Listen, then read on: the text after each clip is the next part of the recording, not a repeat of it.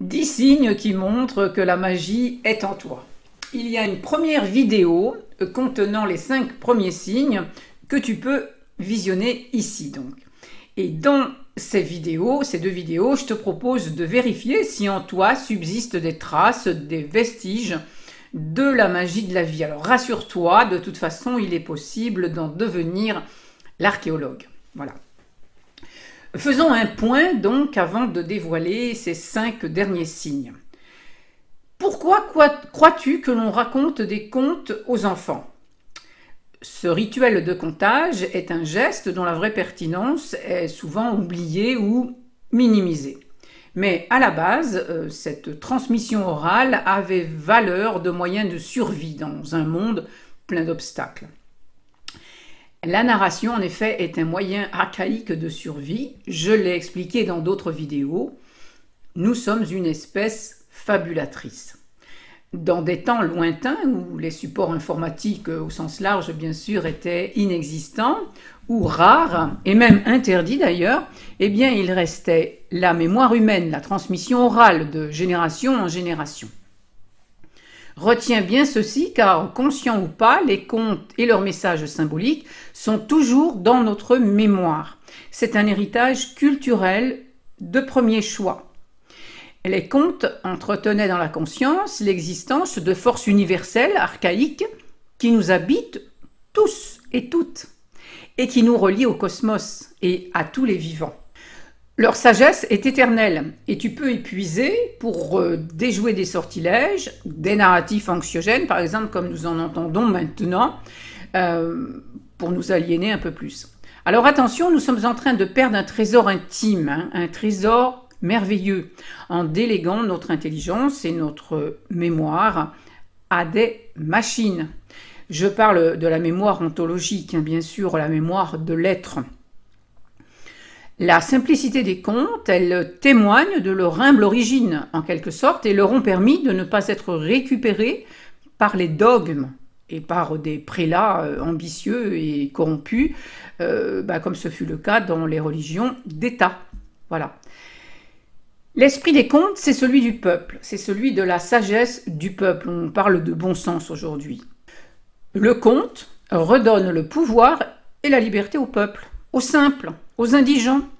Il est le miroir de leur puissance secrète, de leur souveraineté qui ourdit, qui se trame avant de se tisser solidement dans des réussites.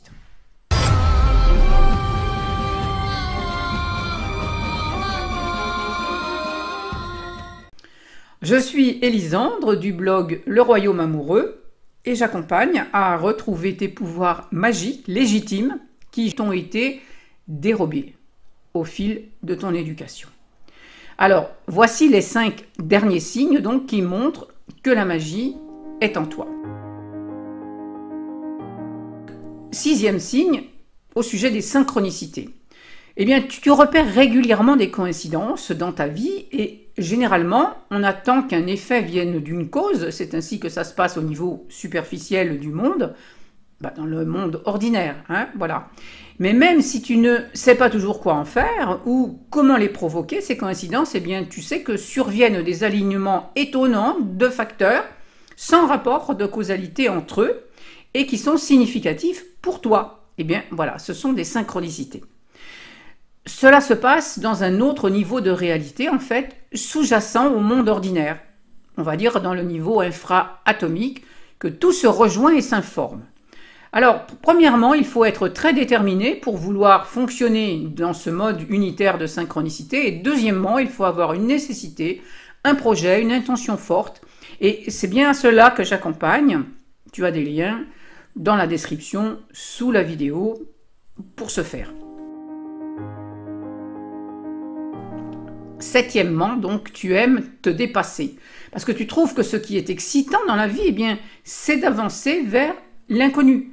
C'est d'avoir l'occasion de se dépasser. C'est d'aller au-delà de tes limites personnelles et de sortir de ta zone de confort et de découvrir des choses et d'aller à la rencontre des gens, voilà, etc. Et aussi de chercher des solutions aux difficultés que tu rencontres, en vivant des aventures. Bref, c'est être le héros de sa légende. Le secret de la vie est d'avoir une mission, une chose à laquelle vous donnez tout, hein, et le plus important, c'est que ce soit une chose totalement hors de portée. Ça, c'est une citation de Henry Moore. Alors, huitièmement, eh bien, tu aspires au merveilleux. Le merveilleux est ce qui est, derrière le voile, évidemment, c'est-à-dire ce qui doit être révélé. Alors, c'est une névrose infantile, le merveilleux? Ben non, c'est une audace existentielle. Voilà. N'avons-nous pas tous connu des moments de grâce, hein, où le hasard semble servir notre désir et où les rencontres fécondes s'enchaînent comme ça, comme par magie, hein, et où l'inspiration nous est donnée, clac, au bon moment, hein, où, en fait, quand tout se passe comme on dit dans un conte de fées. Eh bien, les contes, ils nous le rappellent. Le potentiel de la vie, il excède infiniment nos représentations conditionnées. Le merveilleux, c'est la capacité de renouveler sa vision du monde à volonté, à partir de ce qui est. C'est la capacité de pénétrer l'avenir au lieu de subir le passé. Neuvième signe, tu as l'inspiration.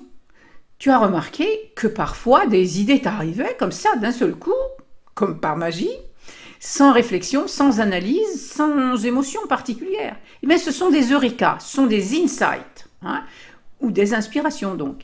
Alors, ne les confonds pas avec ton intuition, parce que ton intuition, elle est personnelle et elle se teinte de tes émotions, de tes expériences, de tes ressentis. Les inspirations, elles viennent d'une autre dimension, elles viennent du champ quantique illimité.